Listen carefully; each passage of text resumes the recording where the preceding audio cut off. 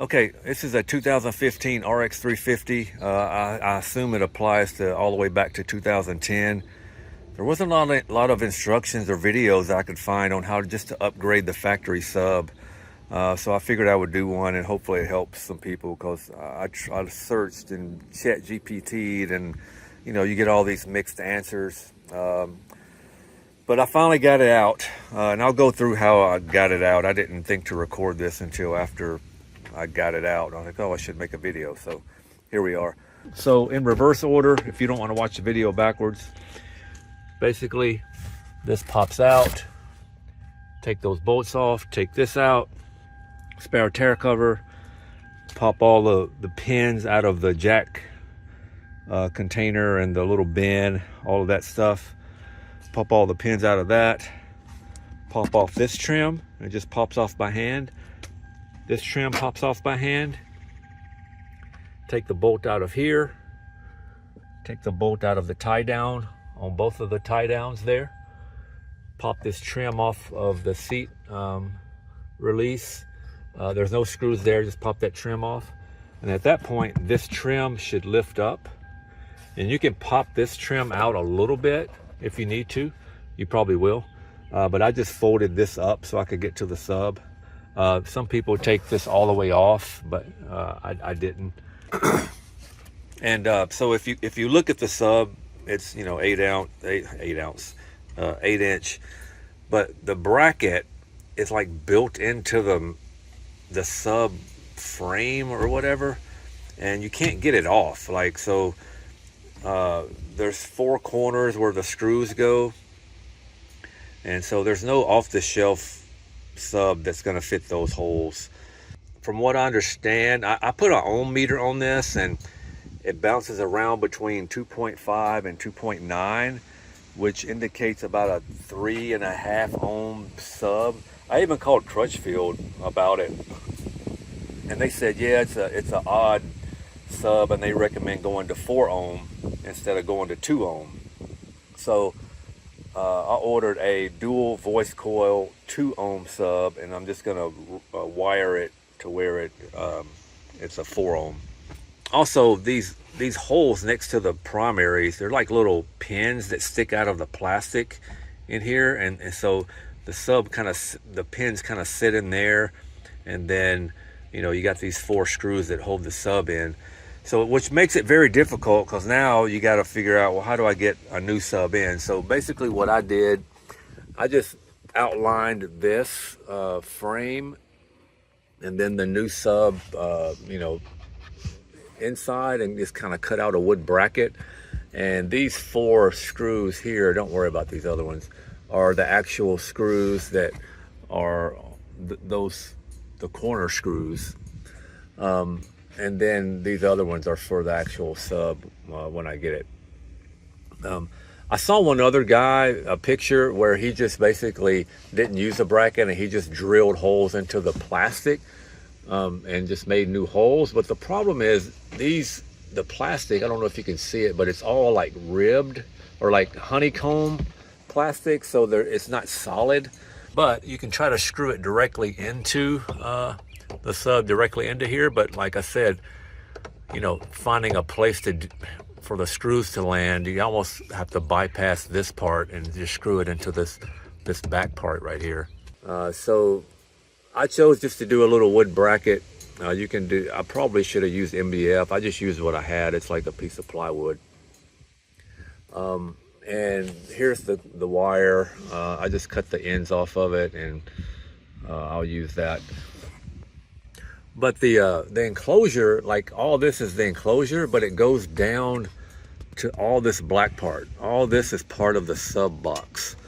So like the top up inside of there, if you can focus, is solid. That's solid, but down here is a hole, and it goes down all the way, which is, I guess they just did the best they could with the space they had. But also, here's the amp that drives it, which to even get to that, you have to, I don't even know. There's some screws up under, take all these clips out, and there's screws up under there, and it's kind of got a bracket, but I'm not gonna mess with that. So when my sub comes in, I will actually ordered a sub, the MB quartz. It was an 8-inch. It was not. It's a decent little sub for the money, but it had dual 4 ohm voice coils. I was just gonna use one coil, and not connect the other side of it.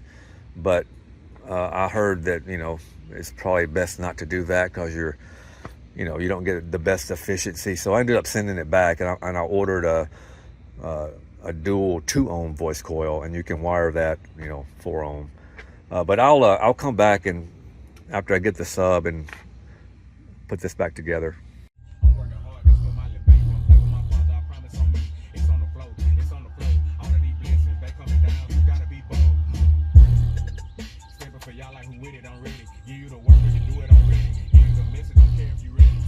So ultimately, I have decided just to leave this factory sub in.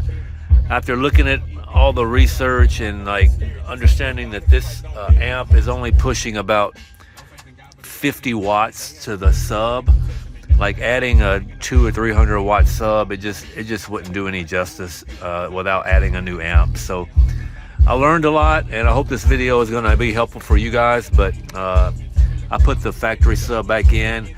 This one is, it's just built for this particular amp, and it's just going to sound just as good. So first off, to get it back in, you have to pop in this. So I had this kind of popped out of here, and you just got to pop it back up under the panel here. Again, I didn't take this entire thing off because I wasn't sure how these clips were, so I just left it. So we just need to take these here and kind of pop back in.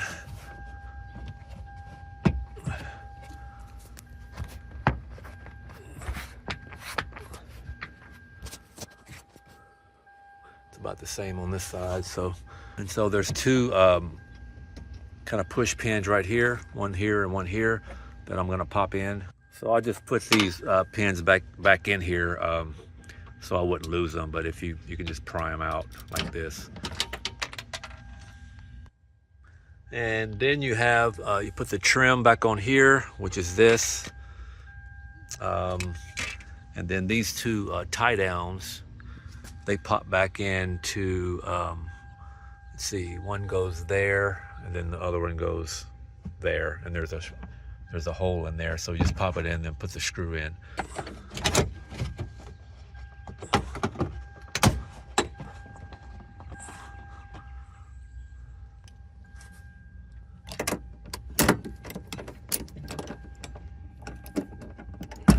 After you get the screw back in there, then there's a little door that just kind of latches down there.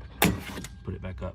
Obviously, to take it out, pull that down, get you a screwdriver, pop that little door up to get to the screw. And I put this one back in already, but there's a screw in there. It's on this side. I'd already put this in before I videoed it, but this pops off, and then there's a screw in there that you can take out. And then when you put it back in, this pops in, and you just twist it to secure it. And so then you just take your jack tray, and it just kind of sits in there like that. Okay, so I have a jack tray in, and there's a little pin that goes there. Before I put these other panels in, I think we have to pop this trim on here, and then the latch trim here, and then all this other stuff kind of sits inside of it. There's just little clips here that pop into these holes. All right, I just pop that in. Now I will, pop this one in. And again, there's just little pins. No screws on this one. Actually, looks like I need to put something there. Oh, let's see which one goes there. Let's try that one. I don't really know which one goes there.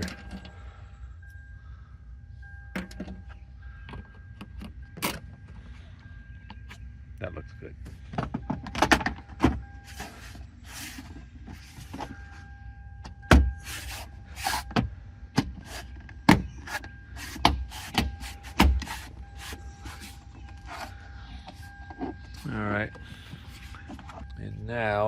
this goes there with one of these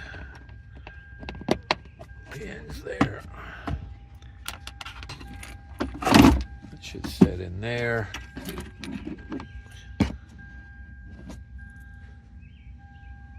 So these go in here. So you have to squeeze that. Push that in. Okay, have the 3 pins in, that in. All this is secure now, and we just need to put the floor back in. All right, so here's the floor, here's the spare tire cover, which we can put back on. If I can figure out which way it goes. I guess this has pins in it too. There we go. You put it.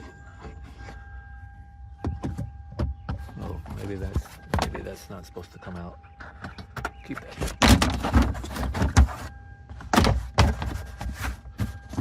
Yeah. All right. Cover. Now the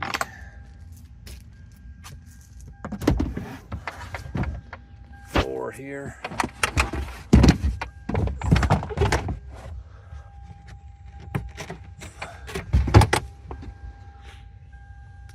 And so these bolt, there's little latches, bolt right there. I'm gonna pause the camera while I bolt these in. There's 2 of them. Okay, got those in. That's a 12mm bolt, by the way. And then this just folds. Anyway, this just folds down there, Velcros to there. And put your little cover back in.